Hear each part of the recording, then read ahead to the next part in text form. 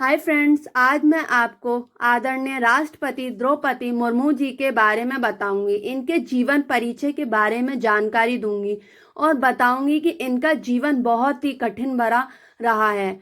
बहुत कठिन वक्त इन्होंने अपने जीवन में गुजारा है। इन्होंने कभी हार नहीं मानी और देश के नई राष्ट्रपति के रूप में हमारे भारत की नई राष्ट्रपति सर्वोच्च संवैधानिक पद पर आसीन होने वाली दूसरी महिला हैं।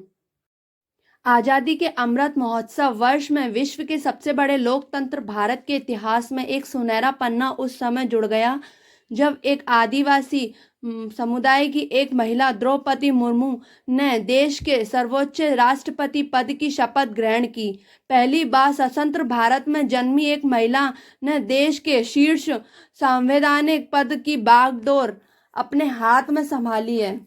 राष्ट्रपति पद के लिए 18 जुलाई 2022 को संपन्न 16वीं चुनाव में भाजपा के नेतृत्व वाले राष्ट्रीय लोकतांत्रिक गठबंधन एनडीए की उम्मीदवार रही श्रीमती द्रौपदी मुर्मू ने संयुक्त विपक्ष के साझा उम्मीदवार श्री यशवंत सिन्हा को भारी बहुमत से पराजित किया। इस चुनाव के तहत मतगणना 21 जुलाई को संपन्न हुई तथा उसी दिन परिणाम घोषित कर दिए गए थे।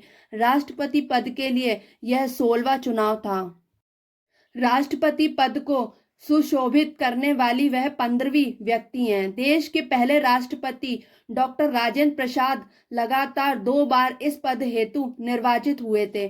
श्रीमती मुर्मू ने संसद के केंद्रीय कक्ष में नई राष्ट्रपति के रूप में शपथ 25 जुलाई 2022 को ग्रहण की। गणमान्य हस्तियों की उपस्थिति में मुख्य न्यायाधीश न्यायमूर्ति एन.वी. रमणा ने उन्हें इस पद पर शपथ दिलाई। आजादी के 75वें वर्ष में आजादी के अमृत महोत्सव के दौरान चुनाव जीतकर आदिवासी समुदाय की 64 वर्षीय द्रौपदी मुर्मू ने देश की प्रथम नागरिक बनने के साथ साथ तीनों सेनाओं की सर्वोच्च कमांडर बनकर सबसे कम उम्र में ही देश के इस सर्वोच्च पद पर आसीन होने का श्रेय भी प्राप्त किया। मैं अब आपको इनके जीवन परिचय के बारे में बताऊंगी। भारत की 15वीं राष्ट्रपति संक्षिप्त परिचय। श्रीमती द्रौपदी मुर्मू का जन्म ओडिशा के मयूरभंज जिले के एक गांव में एक संथाल आदिवासी परिवार में 20 जून 1958 को हुआ था। उनके पिता विराची नारायण दास टुड्डू व दादा दोनों ही उनके गांव के प्रधान रहे थे। बचपन में अपने क्षेत्र में ही प्रारंभिक शिक्षा प्राप्त करने के पश्चात भुवनेश्वर स्थित रामा देवी महिला कॉलेज से स्नातक शिक्षा उन्होंने प्राप्त की, जिसके पश्चात ओडिशा में विद्युत विभाग में 1979-1983 तक जूनियर असिस्टेंट के रूप में इन्होंने कार्य किया। ओडिशा में ही रायरंगपुर स्थित अरविंदो इंटीग्रल एजुकेशन सेंटर में शिक्षिका के रूप में कार्य आपने 1997 तक किया। 1997 में भाजपा में शामिल होने के पश्चात उसी वर्ष रायरंगपुर में ही पहली बार नगर पंचायत हेतु पार्षद वह चुनी गई तथा रायरंगपुर की उपाध्यक्ष भी वह बनी। वर्ष 2000 में रायरंगपुर से ही प्रदेश विधानसभा के लिए निर्वाचन के पश्चात 2004 तक ओडिशा सरकार में राज्य मंत्री वह रही तथा साथ में ही 2002 से 2009 तक भारतीय जनता पार्टी के अनुसूचित जनजाति मोर्चा की राष्ट्रीय कार्यकारिणी में सदस्य वह रही। विधानसभा की सदस्य के दौरान सर्वश्रेष्ठ विधायक का नीलकंठ पुरस्कार उन्हें 2007 में दिया गया।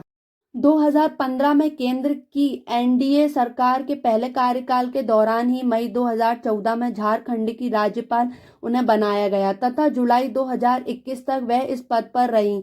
जुलाई 2022 के राष्ट्रपति चुनाव के लिए भाजपा के नेतृत्व वाले एनडीए ने जून 2022 में ही उन्हें अपना उम्मीदवार घोषित किया था। इन्हें प्राप्त मतों से यह स्पष्ट है कि एनडीए के अतिरिक्त विपक्षी दलों के मत भी इस चुनाव के लिए इन्हें प्राप्त हुए हैं। श्रीमती द्रौपदी मुर्मू का पारिवारिक जीवन दुखों से भरा ही रहा। इनका विवाह श्याम चरण मुर्मू के साथ 1976 में हुआ था, किंतु इनके पति का निधन 2014 में ही हो गया था। इनके 2 पुत्रों व 1 पुत्री में से दोनों पुत्रों का निधन हो चुका है तथा एकमात्र पुत्री इतिश्री मुर्मू बैंक कर्मी है। 25 अक्टूबर 2010 में उनके बड़े बेटे लक्ष्मण मुर्मू की मृत्यु हुई। वह महज 25 साल के थे। 1 अक्टूबर 2014 को पति श्याम चरण मुर्मू का साथ छूट गया। श्याम चरण जी 55 साल के थे। द्रौपदी मुर्मू की पहली संतान बच्ची थी। 3 साल की उम्र में 1984 में उसकी मृत्यु हो गई। 2 जनवरी 2013 में उनके छोटे बेटे शिपुन की मृत्यु हुई। तब उनकी उम्र 28 साल थी। पहले शिक्षक, फिर पार्षद, फिर सर्वश्रेष्ठ विधायक बनी, फिर पहली महिला राज्यपाल, फिर जननायक बनी। दिन रात करी है गरीब व पिछड़े वर्गों के लिए सेवा। द्रौपदी मुर्मू रातों रात नहीं, राष्ट्रपति की उम्मीदवार बनी। आपको मेरी वीडियो कैसी लगी, आप मुझे कमेंट में ज़रूर बताइएगा। Thank you.